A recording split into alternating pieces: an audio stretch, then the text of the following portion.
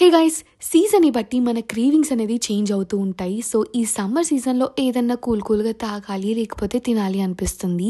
So నేనైతే నా style kulfi ఎలా చేసుకోవాలో చూపిస్తాను. 1 litre of full cream milk అయితే తీసుకున్నాను. అండ్ మన క్వాంటిటీ బట్టి హాఫ్ ఆర్ ఎంతన్నా తీసుకోవచ్చు. సో అది బాయిల్ అవుతున్న టైంలో నేను కస్టర్డ్ పౌడర్ అయితే మిక్స్ చేసి పెట్టుకుంటున్నాను, లమ్స్ లేకుండా. కస్టర్డ్ పౌడర్ లైక్ కలర్ కోసం అయితే యూజ్ చేస్తున్నాను. అండ్ అది బాయిల్ అవుతున్నప్పుడు ఫస్ట్ షుగర్ అయితే వేసుకున్న 2 స్పూన్స్. ఎందుకు ఇంత తక్కువ అనేది చూపిస్తాను తర్వాత. అండ్ అది మెల్ట్ అయిన తర్వాత షుగర్ దాంట్లోకి కస్టర్డ్ ఏదైతే మిక్స్ చేసుకున్నామో అదైతే వేసుకున్నాను. అది బాగా మిక్స్ చేసుకుంటే సరిపోతుంది, థిక్ అవ్వాల్సిన అవసరం లేదు. అండ్ గ్రేడెడ్ ఆల్మండ్స్ అయితే వేసుకున్నాను. మనకి ఏ డ్రై ఫ్రూట్స్ కావాలన్నా వేసుకోవచ్చు, లైక్ పిస్తా, కాజు, కానీ నాకు అవన్నీ ఇష్టం ఉండదని చెప్పి ఓన్లీ అది వేసుకున్నాను. Here comes the star of the show, khoa. దీంతో టేస్ట్ అనేది చాలా బాగుంటుంది. ఇది లేకపోతే మిల్క్ మేడ్ కూడా యూజ్ చేయొచ్చు.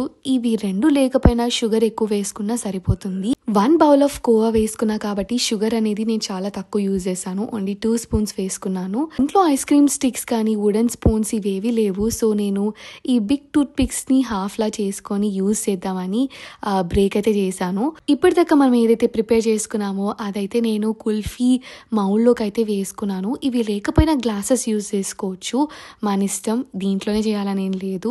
3 hours ఫ్రీజర్లో పెడితే సరిపోతుంది, బట్ నేనైతే 1 day పెట్టేశాను. సో ఇది ఎలా ఈజీగా రిమూవ్ చేయాలో చూపిస్తాను. ఫస్ట్ అయితే ట్యాప్ వాటర్ కింద పెట్టి ఇలా బాగా రబ్ చేస్తే మౌల్ని ఈజీగా కుల్ఫీ అనేది వచ్చేస్తుంది.